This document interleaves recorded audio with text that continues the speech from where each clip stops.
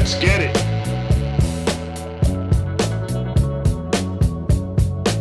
As you can tell from my thumbnail, I'm taking the position that TLC is right about done with Kody. They're turning the corner on his charm, his draw, and more importantly, his story. Now, before I get into it, I would simply ask that you guys consider giving me the thumbs up to let me know that you're enjoying my content. Also, if you're not yet subscribed, what are you waiting for? It's easy to do. It might not be a big click for you, but it's a huge click for me. So go ahead, give me that HBO special, which stands for Help a Brother Out Special, by clicking that subscribe button and ringing the bell for notifications, and you will be notified when I upload new content just like this, as well as when I go live. We go live, especially while they're doing the tell-alls, right after the show is aired. About 15 minutes later, we all the way live. The chat box is off the hook. We have a great time. So come on out and join the rest of us in the My Take on Reality gang. All right, let's get it. Now, part of the reason why I take the position that I think TLC is just about done with Kody is because of the editing clips, first and foremost. As we watch Kody tell his stories and the inconsistencies of his stories, the inconsistency of what he thinks his life is and how his life should be portrayed, TLC doesn't have to air the inconsistencies. And more importantly, they don't have to air the inconsistency right back to back with each other so that it's clear that that's what's going on. Part of the draw for reality TV, because many of us, even though we consume this genre of entertainment, we understand that a lot of it may not be 100% accurate. Some of this may be the reenactment of certain arguments or discussions or issues that happened previously. We also may even suspect that some of it might be downright fake. However, when you have one of the stars of a leading show, reality show, come out and say, yeah, I've been faking it for years, or the very premise that this show is built on is a complete lie, that damages the show. And currently, in my opinion, I think Kody is on a all hell, everybody be damned binge of trying to damage this show. I think a large part of the reason why Kody is trying to damage this show is because Janelle and Christine have received so much of the spotlight. Currently, Janelle and Christine have been featured in ET interviews, they've been featured in People magazine, and so on and so forth, all over the web, all over the YouTube base and model, and all over social media. These two have been kind of beckoned to do their own show. What would the post Sister Wives look like? They could even call it Surviving Sister Wives, and Janelle and Christine Take Manhattan, or whatever the hell it is. Even Meri is getting pulled into that whole thing. The two people who are not being pulled in and not being talked about having their own show is Robyn and Kody. And to be honest with you, these two egomaniacs, there's no way that they're okay with Christine and Janelle and even Meri receiving so much attention, especially when it's excluding them. I'd be willing to bet that, just as my own personal thing, I'd be willing to bet that Kody had started pitching the Robyn and Kody show back in season 7, maybe season 8. Once he married Robyn, I'm sure he was pitching that show like hell. We can get rid of them other ones. We don't have to keep them around now. We could just go ahead and cut them out, And even now, as the checks stop coming into the Kody Brown LLC and they start going into the LLCs that are being set up by the OG3 and the other wives, and he's already received a huge pay cut as they start talking about basically running the concept of the show out where Christine and Janelle appear. They're going to slowly start taking Robyn and Kody out of the scenes. Now, for a lot of people who might not know, the way TLC and some of these reality platforms pay their actors, I'll call them actors or performers, whatever you want to call them, stars, whatever. The way that they get paid isn't by how much they film. See, if you're a SAG actor or you get paid in traditional movies or television, even stage, SAG-AFTRA. If you get paid in those productions, you get paid every time you show up, whether you're on screen or not. If they have you scheduled, they book you for a day, or even if they book you for a block of time, they compensate you for that time. And it doesn't matter. You can shoot for 20 days straight and, 15 hours a day. And if they only use 5 minutes of that filming and put it into the production, you still get paid. In a reality show, you can shoot for 6 months, but if you only appear on 2 episodes, then you only get paid for those 2 episodes. In addition, most reality stars, at least to my knowledge, unless it's built into their contracts, don't receive royalty payments. If you're an actor and you were in a show 30, 40 years ago and they're still playing that show, guess what? You're still getting a royalty check. Might not be a big royalty check, but you're still getting a royalty check. If you're a reality star, and I went back just this summer and I rewatched a lot of Sister Wives from season 1, episode 1, and I watched the whole series all the way through because I had not seen it before. Kody and the family don't get paid for season 1, episode 1. That's just kind of on TLC. So there's a big difference between like the money that they had coming in and that money stopping.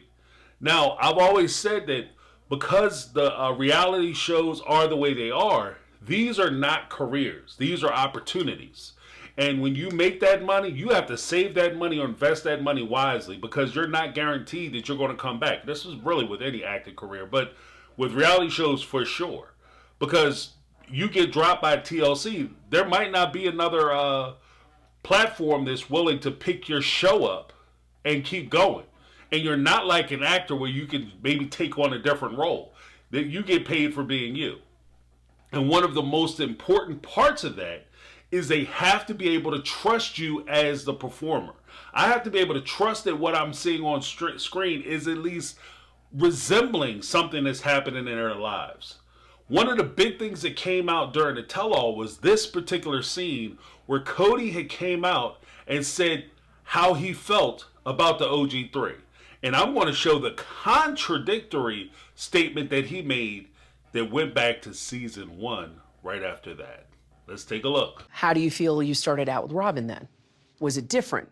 Yeah, it was. Were you different? Well, I fell in love with Robyn. I never fell in love with anybody else. I was just choosing to be in that covenant of love with them. Now, one of the things that actually might save Kody is the fact that when he said that, everybody kind of had a suspicion that that's how he felt in the beginning. Because, after all, this guy was driving 300 miles away, 5 hours away to go court and date Robyn, to go supposedly sit on her couch and hold her hand and stare in her eyes and all this wonderful stuff. He was supposed to be doing all that while he had a pregnant wife at home who was about to pop at any moment. A wife who had already suffered a miscarriage.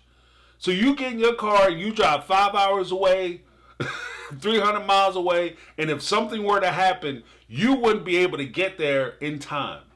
Good or bad. You wouldn't be able to get there in time. But it was more important that he put Robyn ahead as far as his priorities were concerned. So it was no surprise to hear him say, at least for me, to hear him say that, yeah, I never loved him. That wasn't a surprise for me. Or I just got married because I wanted to, abide by the religion I was in. I was anxious to have this experience, so I just went out and found a bunch of women who were willing to do it and didn't really put a whole lot into it. Once I got married, I felt like it was my duty and my role to play, and he even echoes that later on in the last episode. But let's take a listen real quick to the contradictory position, which also happens to be the foundation for the entire show. This is what made the whole polygamous experience on TLC okay. What made the polygamous propaganda program what it was his willingness to love and be in love with multiple women. But don't believe me. Let's take a listen to what Kody has to say. 20 years ago, I married Meri. And then 17 years ago, I married Janelle. And then 16 years ago, I married Christine. I just fell in love. And then I fell in love again, and then I fell in love again. Fell in love. I fell in love again. I fell in love again. I kept falling in love. I love being loved. I love love. And that was the foundation of the show. And part of the reason, like I said, why so many people were willing to accept it and pretend like it was a viable option as far as relationship and dating was because it seemed as though, or at least we had reporting from these participants, that they were all in love and everything was okay. And as Kody had even said during his Mormonism Live debut and on the podcast, the only way he was able to do it, date multiple women, was that he had to have his wives come out and give him the thumbs up approval on being able to do it. Had the wives sat there and said, I'm miserable, I'm sad, I'm jealous, I'm upset, he really loves her, he cares for her more than he ever cared for me, he's sitting here acting like a fool for her, he's making exceptions for her, he's taking chances for her, he's making sacrifices for her, he's taking care of her kids while my kids are sitting home 5 hours away by themselves while I go to work to try to provide for them, but he's too busy trying to pay for rent and toys and entertainment for these people and this other woman. Then it wouldn't have been okay, and this show wouldn't have been anywhere where it was. But again, I think Kody is coming out intentionally trying to blow this show up because he's upset with the direction that the show is taking. He's always been upset with how the audience has perceived him, as well as both he and Robyn have been trying desperately since about season 3 to rehab and reintroduce their images. Now, when I say that he has been pretending and he's been acting, this is what he had to say just a couple episodes ago in the season finale of season 18, Sister Wives. I am willing to fake being in love with Meri, doing my duties as a husband, sort of putting up with things that frustrate me so deeply that I struggle to be around her. If I need to, for the sake of whatever, I don't know, I can fake through this. Now, in my opinion, I think whatever was twofold. I don't think that he's faking and pretending to be in love with Meri because, as Meri has described it, they've already had the conversation where Kody basically and essentially told her that he doesn't want her. He doesn't want to be with her. So there's no faking, pretending, or acting with Meri. Meri already knows what it is. What he did say to Meri is, I don't want to let people know because I don't want to be criticized or held accountable for me not being with you. What I want to do is I want to continue fooling people and pretending and acting as though we're still in a relationship together.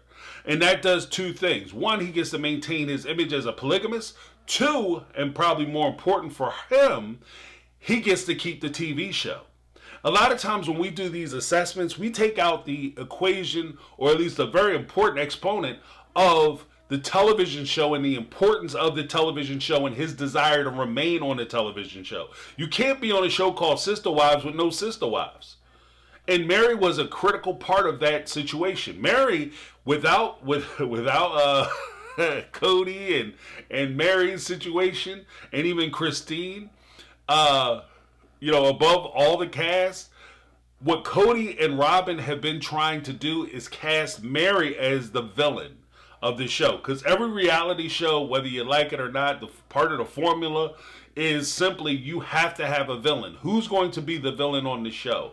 And the way I think Robyn and Kody have tried to cast it was so that Meri could be the villain of the show. This is why Kody has always tried to do the opposite ends or play both sides, where he says that Meri wants me so much, she wants me so badly, she wants a relationship that's not going to work out. Then you have the cut scene where Meri says, I want to be with Kody and I'm desperate to be part of the family and I'm going to just keep showing up and I'm going to keep making myself a pest, which is essentially how they were trying to present it. So in that instance, Kody looks like the victim and not the villain.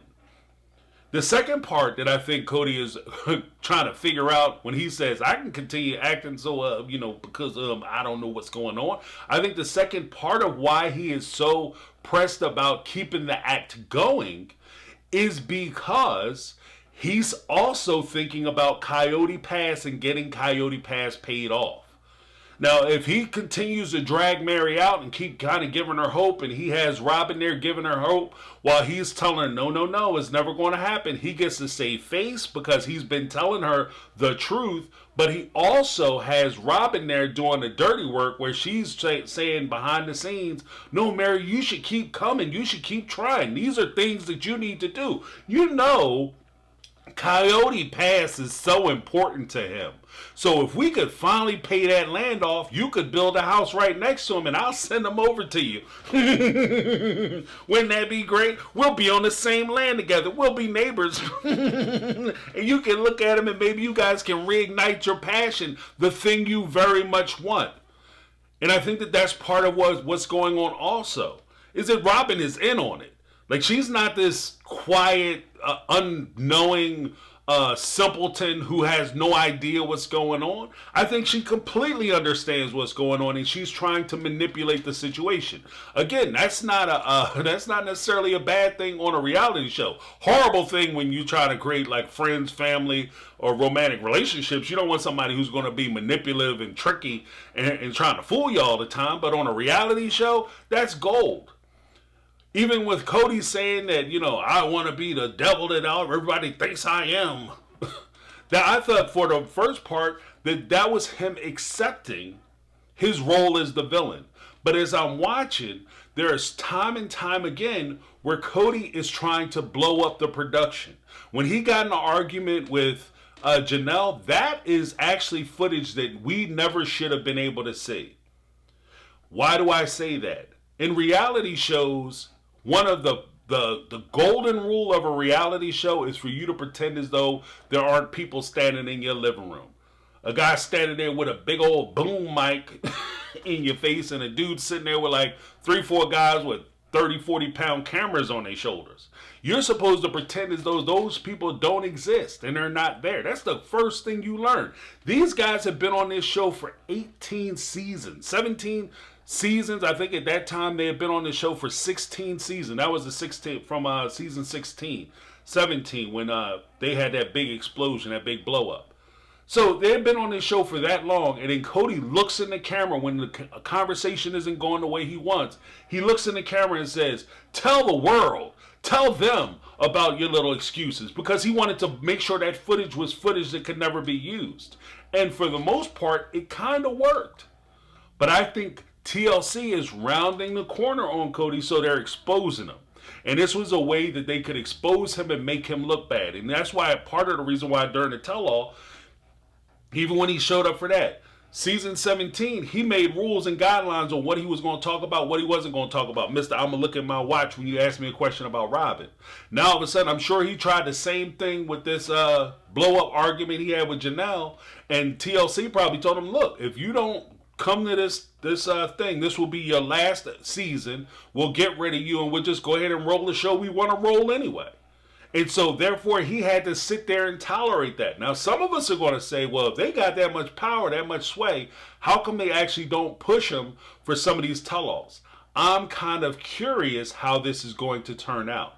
Now, one of the quick ways that you can prove that I'm right or I'm wrong, if they're really done with Kody, then this tell-all can get super spicy as far as Suki is concerned when she's asking him questions. That'll be your first clue that they're almost done with Kody. Because they'll route him. If they baby him and pamper him, then they're not quite done with him and they're going to keep it going. Now, speaking of acting, I wanted to give Meri an opportunity to respond to the whole concept of Kody acting as though he was in love with Meri and what her perception was when it came to that topic. Why is he saying that he's willing to keep acting when he clearly hasn't been for 8 or 10 years? And also, I wouldn't want him to do that.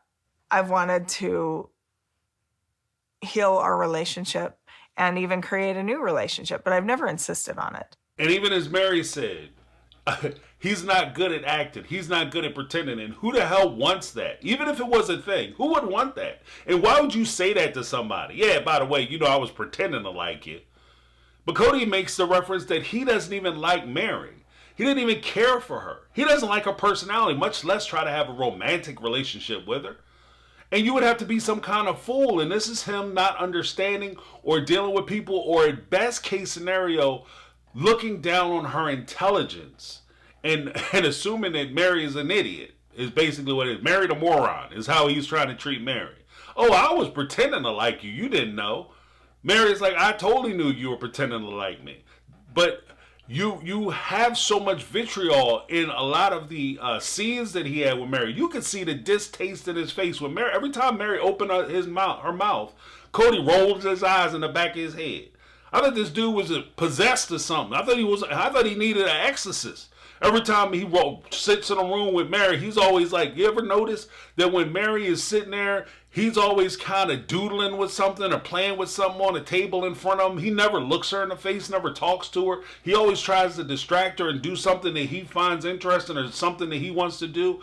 And then the only time he's actually engaged in a conversation or engaged with Meri or Robyn is when he has something to say.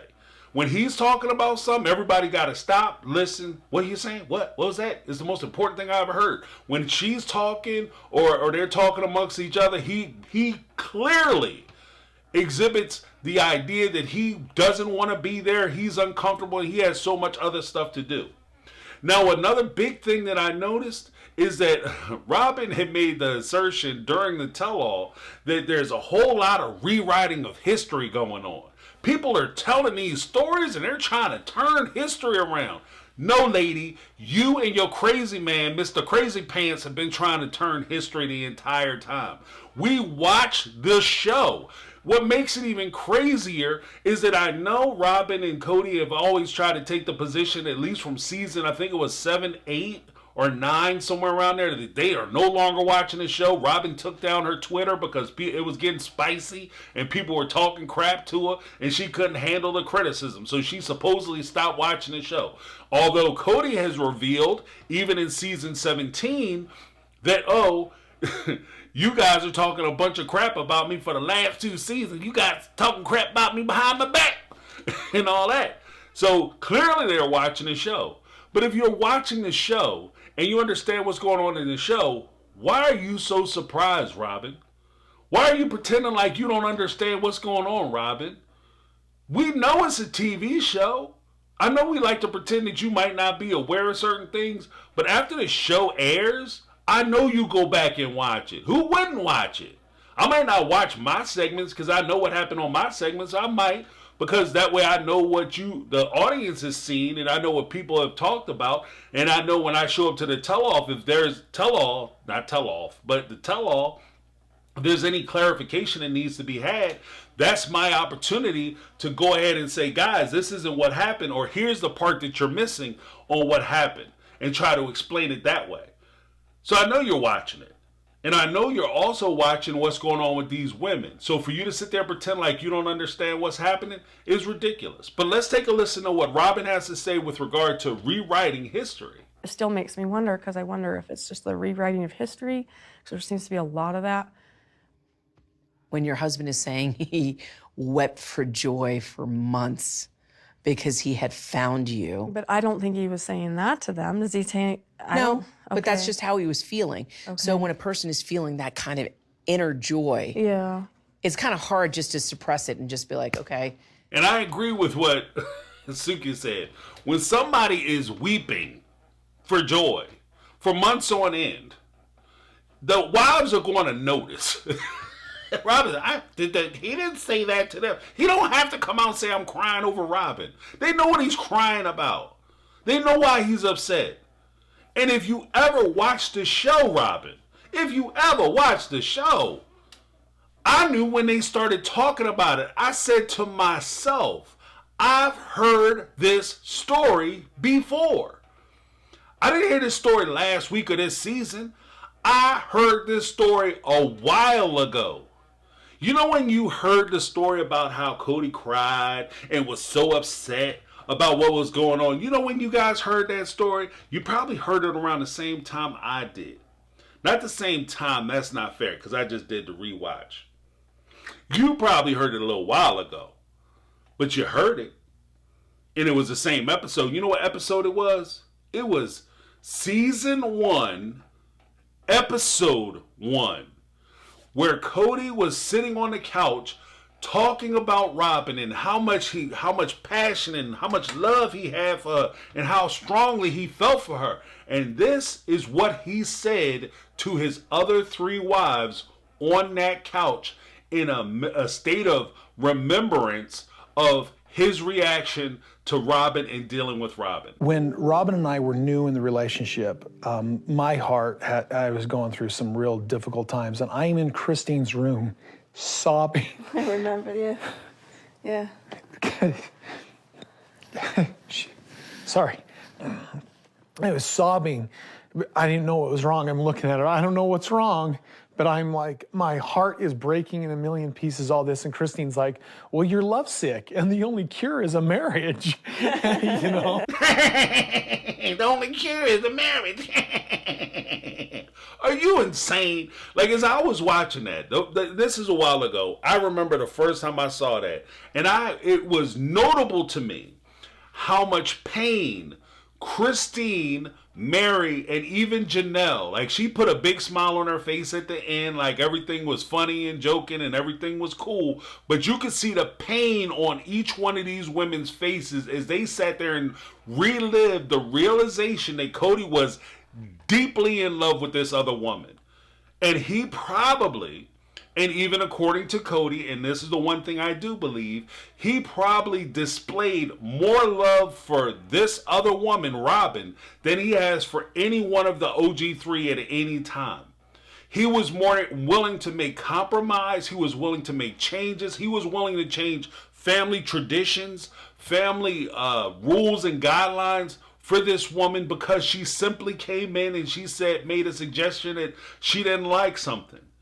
There was a point also where Christine was talking to Robyn about when she came into the family and how jealous she was of Robyn. And she used that word, that she was jealous of Robyn because when Robyn came in, she had a voice and she had an opinion. She disagreed with Kody. And Christine at that time said, I didn't even realize you could disagree with the man.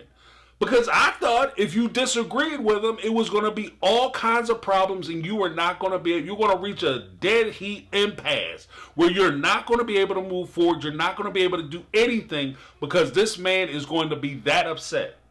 That was one of the things that Christine had said and one of the reasons why she was jealous of Robyn, because Robyn came in, she would argue with Kody, she would call Kody all kinds of names and say all kinds of wild stuff to him, and Kody would sit there and go along with her and make changes based on what Robyn said. And this is where a lot of the audience members actually come in and say, yeah, because Robyn is the puppeteer, Robyn's the manipulator. And I agree with it to a point. Do I think that Robyn has a way of pushing Kody's buttons? Absolutely. But at the end of the day, because of the way the family is structured and set up, the only way Robyn is effective and the only power Robyn has is through Kody. She doesn't have power unto herself. And this is part of the reason why when I look at it, I hold Kody accountable. And because of his culpability, I know he loves this word, so I hope you hear this, Kody. This is why I hold you accountable for your culpability in everything that happened with your family, including the destruction of your family, because none of that could have been possible without your compliance. And whether that's express compliance, where Kody said, basically, go ahead and do it, destroy the family, or whether he just sat back and allowed it to happen. And then when people criticized Robyn for her damaging the family, he turned around and said, stop picking on Robyn. Let her do what she want to do. She know what she don't. Go ahead, baby. Do your thing. Get that hammer. Pick it up. Smash that crystal. You know what I mean? That's where we were. So another thing that really struck me as Robyn was talking about rewriting history and everybody being upset, and even with Kody saying that he was lovesick, could you imagine sitting on a couch with your loved one, your boyfriend, your husband, your wife, or your girlfriend, And that person is sitting there crying, like literally, not just crying at the time, crying and, oh, I missed that other person so much. Oh, yeah. Hey, you're sitting there trying to hold it together. You in my house with me, crying about this other person. Are you kidding me? And then months later, when they're telling the story about how upset they were because they weren't able to sit with them, they're still damn crying. They're still crying. Are you serious? And at that point, I look at that as Kody, this is you not recognizing the pain that you're putting these other ladies through. And as much as he talked about respect, this is him not respecting them enough to not put them through that additional unnecessary pain. When we talk about Robyn being the champion of the OG3 and the champion of the other wives and the champion of polygamy, this would be a part of polygamy, at least in my mind, that would make it functional. If you had a hope of making polygamy functional, I don't know if it can be done, but in my imaginations and in my machinations, I would think that if a wife or the new girlfriend or the new person who was being talked to was in a situation where she was confronted with the idea that these women were that upset that she was around, she would try to make things better. And if she can't make things better because you can't help how other people feel, you can't help what other people do, you can most certainly acknowledge the pain that you're causing. And in Robyn's case, she doesn't even want to acknowledge the fact that these women may have gone through some things, that they may have felt pain and jealousy, and they may have been upset at how Kody was treating them. And that's why Robyn is classified as the villain. And I think that because of her villainy and even her constant, I have no idea what's going on, and her constant proclamation that she's ignorant, it doesn't make her an interesting character, because everybody who watches the show is assuming one thing, and that is that Robyn is lying. I assume that Robyn is lying because I don't think that Robyn's an idiot. Like, the only way that her story works is if she's completely unintelligent and she's completely devoid of any logic, any observation. She just doesn't understand how people work, how the situations work, or anything else. This would take out the whole concept or idea that you could be in tune with Kody's emotions, that you could be in tune and understand what's going on with Kody and these other people and be a good advocate if that's what you were trying to do. You can't say I'm a strong advocate for somebody and you have no idea what their situation is. I have no understanding of what's going on with you or what your situation is, but I'm going to advocate for you. That doesn't make sense. So the simple fact that everybody is sitting there, especially between Kody and Robyn, are sitting there saying that she understands so much about so many different people and she understands the ins and outs. She's such a good talker. She's such a great communicator. And you're saying all these things about her. A great communicator, the one thing that makes you a good communicator is that you have an understanding of people, because you have to be able to express yourself in a way that other people can understand you. And in order for you to be able to express yourself in a way that other people can understand you, you have to understand where they are and where they're coming from so that you can say it in a way that they would understand it. So if I'm saying that she's a good communicator, then I'm saying she understands people, then her saying that she doesn't understand what's going on with these people when it's clear and obvious that they're having problems and troubles with what's going on in these relationships by adding her into the family, and Kody always servicing her, and Kody always trying to meet her needs, and Kody always being over there with her and spending time with her, and she's now all of a sudden she's Miss Oblivious. It doesn't make sense. And after a while, what many people are feeling as they're talking to TLC and they're hitting my boards and they're hitting the comment sections of other YouTube channels and even on Reddit and different places, what they're saying is they're tired of being lied to. And they're tired of not only being lied to by Robyn, but they're most certainly tired of Kody, his shenanigans, and being lied to by him. The sad part about it is Kody will take this video, if he ever sees it, and says, well, James, it doesn't make sense, because if I was lying, they're lying, and we're all lying, and we're all living a lie, then nobody should want to watch any of the shows with any of these people on it. So it doesn't make sense. Here's the difference. You lied, Kody. Everybody assumes that you lied because you were the one who knew how you felt when you were sitting there in love with Robyn and not in love with the OG3. When the OG3 and fans were confronting you saying that you loved Robyn and you didn't love these other women, you and Robyn both sat there and denied it the entire time. Conversely, when you look at the OG3 and how they presented themselves, Meri is still in love with Kody. If Kody went to Meri right now, RIT right now, and said, Meri, I want to be with you, Meri would go pack a bag and say, where are we going? Let's go. Because she still feels that way. Christine, you broke her heart, and you can see season after season that she was tied into you. She was wrapped into you until she had enough. And once she had enough, then she left. But it wasn't as though Christine was pretending to care about you, because somebody who doesn't care about you doesn't put themselves in the situations that these women put themselves in. And some people are going to say, you forgot Janelle. No, I didn't. Janelle left because of how Kody was treating her sons. If it wasn't but for her sons and her kids and how Kody was treating them, Janelle might stick around. But once Janelle got sent or whiffed that you were mistreating her kids, and especially with Robyn talking about the estate and what she's going to leave to her kids and all the things that she has and all the stuff that she's going to do for her kids and her family, and Janelle is looking at her bucket or her pockets and realizing she's not going to be able to take care of her kids even close to what Robyn is going to be able to do, and it's her money that's helping Robyn be able to take care of her kids, yeah, she got upset and she got mad. And once you took that little block away, you took that leg away, it's like a table. If you take a leg away from a table, it might be able to stand with 3 legs, but it's not going to be stable. And once you started whacking away at those other 3 legs, that's when the table completely collapsed. That's when their relationship completely collapsed. When you took away the wife, Christine, she left, that was 1 leg. When you take away those children and his closeness and willingness to participate with his kids, that was the 2nd leg. And after you can take away 2 out of 4 legs on any table, it will fall over. And that's exactly what happened in this situation. So with that being said, without Christine and Janelle, there isn't a story for Robyn and Kody.